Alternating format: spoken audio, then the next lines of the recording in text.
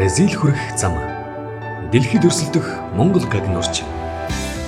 Манай гарагийн 70 гаруй улсыг игнэнтэй нэгтгсэн дэлхийн ур чадварын байгууллагаас гишүүн орнуудынхаа дунд 2 жил тутам зохион байгуулдаг дэлхийн ур чадварын 43 дахь тэмцээн Бразилийн Сан Пауло хотноо 8 дугаар сарын 11-нд эхлэх гэж байна. Хурд хүч авхаалт самбаагаар өрсөлддөг спортынхны хамгийн том наадам нь 4 жилд нэг удаа болдог Олимп. Энэ наадамтай зэндагаараа дүүх дэлхийн ур чадварын тэмцээнийг мэрэгжилтэй ажилчдын хувьд Олимп хэмээн дэлхийн нийтээр хүлээн зөвшөөрдөг юм.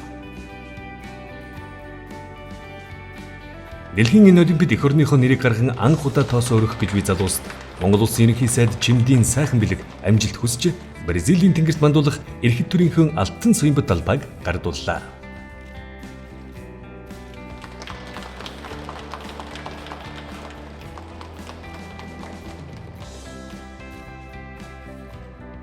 Монгол улсын ерөнхий сайд сайхан бэлэг танд бас хөдөлмөрийн амны сайд чин зэрэг сайд нартай маш их баярлалаа.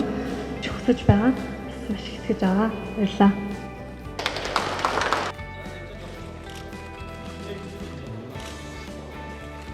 Урд өмнө нь урлаг спортынхан төв дэлхийн уралдаан тэмцээнд оролцдог байсан бол одоо Монгол улсын хөгжил цэцэглэлд бүтээн байгуулалтын баялагын эзэд болсон Гагнуурчин, Токерчин, Үсчин, гоо сайханч, мужаан, цахилгаанчин, тогооч, өрлөгчин, хавтанцар наагч та бүхэн Монгол улсынхаа туг далбаан дор нэг баг болж нэг зорилгын төлөө Монгол улсынхаа нэрийг дуусгаар болсонд таатай байна.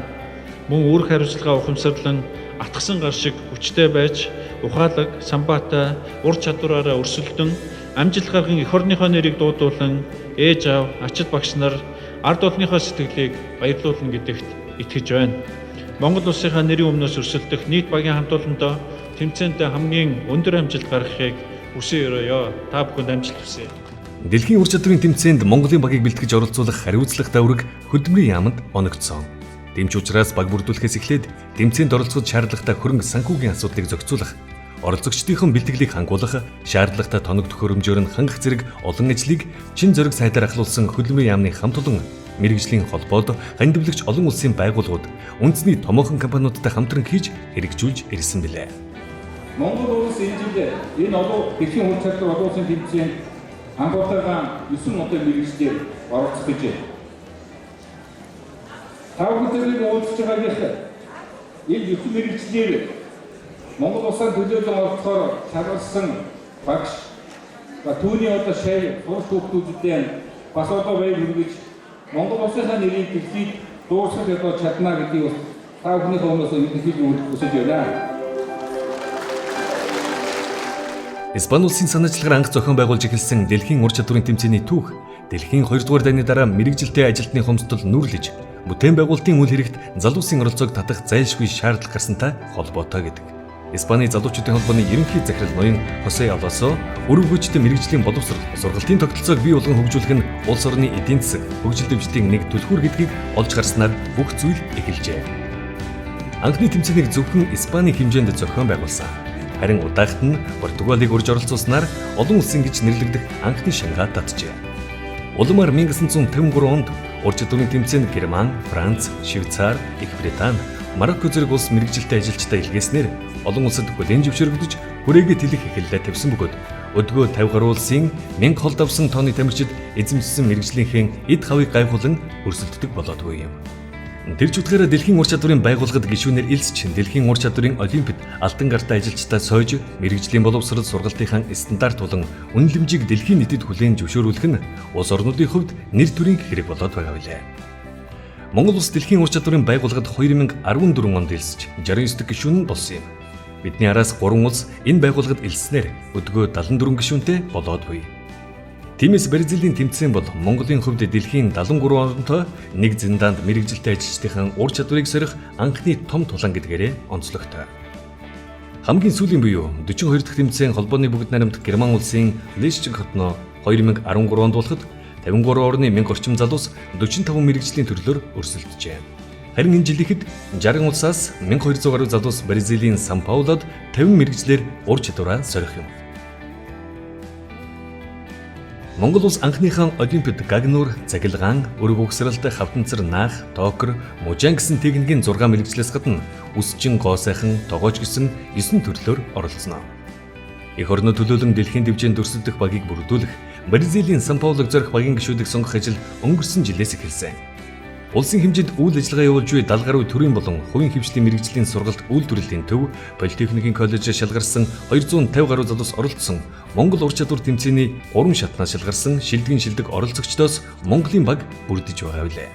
Тэдний нэг лав сүрэнгийн ганц ойж техник технологийн дээд сургуулиас Монгол ур чадвар тэмцээний 3 шатанд амжилттай оролцож Бразилд эх орноо төлөөлөх эрх авчээ. Ганц ойж багаасаа зохион бүтээх дуртай, элдв зүйл хараад дуурайж хийдэг сониуч хүүхэд байж. Түүний гагнуурчны мэрэгжлийг сонгосны учирч энэ сониуч зангаас нь ихтэй. Эвлүүлж наагаад эсвэл хадаж үдээд тогтоочхож болдоггүй төмрөөр хүнд хэрэгтэй түмэн зүйлийг урлахад гагнуурчны мэрэгжил тун их хэрэгтэйг ойлгоод техник технологийн дээд сургуулийн мэрэгжлийн боловсролын салбарт сурах сонголт хийсэн нь ганц ойжийн хувьд ирээдүгээ дарахлах том алхам болжээ. Ганц ойжийн оролцсон анхны том тэмцээн нь Монгол ур чадвар 2013. Гагнуурын мэрэгчлэр сурч буй үед ингэхэнтэйгээ ур чадвараар хэн илүү гэдгээ харуулах үндэсний хэмжээний анхны тэмцээнд 2 дугаар байрт орсон. Харин дараа жилийнх нь Монгол ур чадвар 2014-д 2 шатанд тэргүүлснээр дэлхийн олимпиад эх орноо төлөөлөх эрхийн төлөө Монгол Германы хамтарсан мэрэгжлийн сургалт үйлдвэрлэлийн төвийн дорж сүрэнтэй өрсөлдөх боломжтой болсон. Монгол ур чадвар 2015 буюу Бразил явах эрхийн төлөөх хамгийн шийдвэрлэх тулаанд ганц ойж ялснаар дэлхийд анх удаа өрсөлдөх Монголын багийн бүрэн эрхтэй нэг гишүүн болж чаджээ. Дээд сургууль төгсч дипломтой болчихвол цалин өндөр, бие дамар сайхан ажил олдож, амьдрал аяндаа сайхан болчих мэд өрөөцгөл ойлголт манай залуусын дунд түгээмэл. Зах зээлийн ширүүн өрсөлдөөн өнөөгийн нийгэмд дээд сургуулийн дипломоос мэрэгжлийн ур чадварыг илүүд үздэг болсон бөгөөд чадвартай гагнуурчин, уул уурхай, барилга, зам гүүр, үйлдвэрлэл бүтээн байгуулалтын бүхий салбарт нэн шаардлагатай байгаа. Тэр хэрээр ур чадвартай гагнуурчин улсын их хурлын гишүүдээс ч өндөр цалин авдаг болсон цаг. Тэгээд ч гагнуурчин дэлхийн хэмжээнд хамгийн эрэлттэй мэрэгжлийн тоонд нэрлэгддэг бөгөөд зузаан төмрөгч нэмгэн металл эдийг эгээл дав өмнөд зүсч огтлоод эвлүүлж гагнахтай шаглаад ойчгсон мэд цэмбийлгэж чаддаг сайн мэрэгжилтэн хаач эрэлттэй. Тэрч утгаараа манай ганц ойжиг тэмцээнээс эренгүүтэн л аван шүү хэмээн ажлын санал гадаад дотоодын компаниудаас хэдийн илчгээд байгаа юм. 20 насны босго дөнгөж алхаж үйч гагнуурын сургууль байгуулж Монгол улсынхаа хөгжилд хувь нэмрээ оруулах ур чадвартай сайн гагнуурчдыг төрүүлэх ирээдүйн том зорилго өмнөө тавьсан ганц ойжийн тун ойрын мөрөөдөл нь Монголын анхны гагнуурын дэлхийн авраг болох. Гэхдээ тэр мөрөөдөд суугаа юм шээ. Мөрөөдлийнхын төлөө цаг наргүй хөдөлмөж байгаа хүүгийнхэн тухай ээж нь шинэ одоо энэ занхан 2002 онд орж ирсэн те. Ингээд 5 хүүхдтэйг орж ирсэн. Том охин энэ готод хүний агуу болоод тэгээ одоо их нэмчээ 6 хүүхдүүдээ яг сайхан өсгөөд үний дайтасаа явлаа яа. Тэгээ миний хүү ихэрсэн энд одоо хороо орон байхгүй бас их ядард үдэрч явсан. Тэгээ миний хүүгээ 67 сургууль бэлтгэл анх оруулсан 8 настай оруулсан. Тэгээ 8 настай оруулаад хүүгээ тэгсэн чинь энд бүрсгээ сайн байна. Нэг хороо хоронгийн нэг тодорхойл байхгүй. Тэгээд оруулж чадаагүй хүүгээ. Тэгээд энэ тусгай сургуулийн юм дээр ямар сургууль вэ? Цэцэрлэг 12 дахь сургуулийн цэцэрлэг. Тэр сургуулийн хөвгөө оруулсан. Тэгээд миний хөө сургуулиудаа суугаад энэ 9 дахь анги 5 дахь ангиас 9 дахь ангид ороод. Гэхдээ миний хөө үнэхээр толгойтой байсан. Жоохносоо үе өсгийг уншин юм их ойлгомжтой их сайн хөвөлээ. Одоо сая өөрөө сургуульд орё хавилаа энэ 9 дахь ангиас төгсөө хавилаа одоо ингээд дээж доо сургуульд орё хавилаа мөнгө төгөн дийлэхгүй. Тэгээ миний хөө 9-өөс шууд ээж би гагнуурчин бол гэж хавилаа явсан. Тэгээд би бас дагуулж авсан өгөөд дагуулж авсан. Тэгээ миний хөө өөрөө хичээл өөрөө болсон. Мэрэлтэй чармаалаа гэдэг. Тэгээд миний хөө юм сонсголоо одоо бүгд их баярлж юм зааж өгсөн багш нар байна. Одоо багш нарт их баярлалаа. Миний хөө сайхан эрдэнтээс юм сайхан сургаал сургаж өгсөн багш нар. Энэ коллежийн багш нарт баярлж байна. Миний хөө тэмцээнд орлоо гэж ороод. Тэгээ гайхуугаар багч юм баярлалаа юм сайхан миний хөөс Монгол улсын сайхан номер 1 явж танаа хөгтөл би тэр хөдлөм хаанд тэрний газар очсон бас уусан танаа хөө одоо ингээд ийм ус номер 1 штэгээл их баярлж байгаа. Надад хүүхдтэй хандаж ирэх юм байна. Амжилт хүсээ зэлтэй явж байгаа юм байна. Баярлж авт амжилт хүсье даа. Хэлж чадах шиг. Дурлал сонирхсон сонгосон мэрэгчлээ тэр хайртай. Тиймээс багш нараасаа нэг чул зүйлийг илүү сурч хэмсэн гэсэн тэмүүлэн түүнийг Бразил хүрэх замд хөтлсөн бизээ.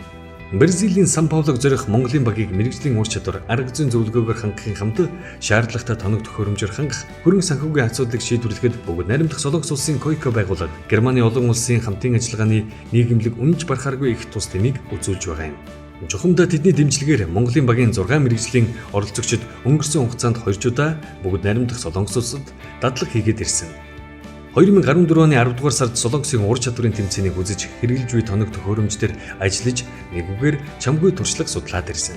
Харин 2 дахь удаагийн сургалтаар илүү нарийн чимэглүүр ажлуудыг гүйцэтгэж Солонгосын ур чадварын тэмцээний ялагч хүүхдүүдтэй хамтдаа бэлтгэл хийсэн нь үр дүнтэй болсон юм. Энд ирээд одоо Сүнжин 6 хоног дадлаг хийж байна. Тоон төхөөрөмжүүд олвол илүү сайн тогны хүчтэй нь манай Монголынх 6 мегаватт 5 мегаватт зэдэг, эдийнх бол 6 мегаватт зэдэг.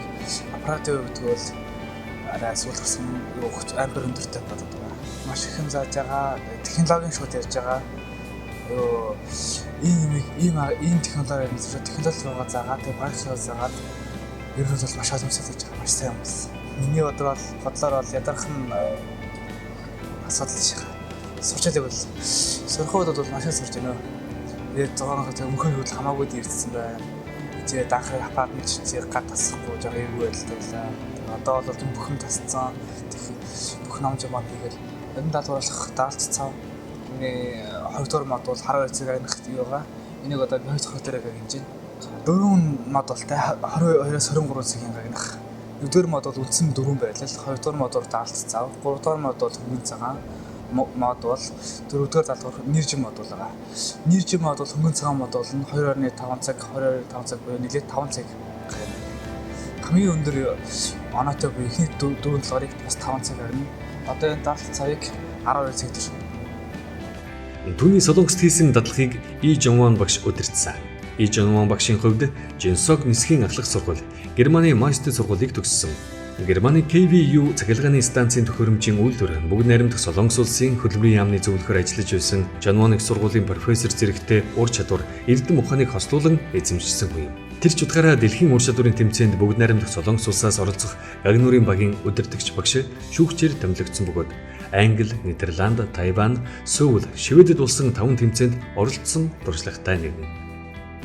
Монголын тамирчны хувьд одоо тодорхой ямар нэгэн одоо үе шаттай байна гэж байна. Гэтэ өнгөрсөн удаа нэг ирээ явсан. Тэгээд одоо дараагийн ивэлтийн хооронд 7 сар байсан боловч бэлтгэл сургууль нь бол тодорхой шаардлагын хүрээнд явагдаагүйгээс болоод маш их санаа зовж байна. Тэгээд дараагийн тэмцээнд ороход одоо 2 сар байгаа учраас одоо анхааралтай бэлтгэх хэрэгтэй гэж бодож байна. Юуг одоо анхаар цаашдаа бэлтгэл хийх ёстой гэх юм бол Гагнуурын мэргэжлийн хувьд болохоор 3 сарын 90 өдрийн өмнө бол даалгавар нь өгдөг байгаа. Тийм учраас одоо анхны шатны зүйлийг одоо бэлтгэл хийх цаг хугацаа байхгүй учраас зөвхөн энэ даалгавар дээрээ тулгуурлаад даалгавар дээрээ анхаарал одоо бэлтгэл сургуулаа маш сайн удаан цагийг зориулж ажиллах юм бол болно гэж бодож байна. Дэлхийн ур чадварын тэмцээнд оролцогч хүүхдүүдээс гадна мэрэгжил тус бүр дээр эксперт нэг багш явах юм. Гагнуурын мэрэгжлийн экспертүүд үгүй ганц хожиг тэмцээнд бэлтгэж байгаа дасгалжуулагч багш нь Содномын Бат сайхан.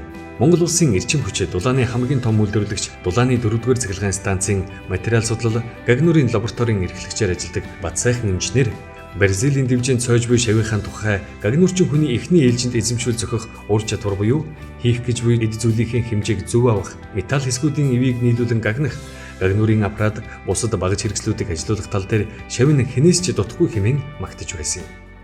Мөн металл хэсгүүдийн огтлох, зүсэх үед эвдрэх, үрчийх, сунах зэрэг асуудал гаргахгүй тулд ур чадвар сайтай байхын хамт анхаарал төвлөрөлт сайтай, төвчээртэй, нямбаа байх гэсэн хувийн зохион байгуулалтын хувьд ч ганцойж бусдаас дутхгүй гэдгийг онцолсон юм а. За Бразилд болох энэ 2015 оны тэмцээнд Гагнуурын экспертээр явахаар за анх удаа Солонгост ирээд 14 хоногийн бэлтгэл хийлээ.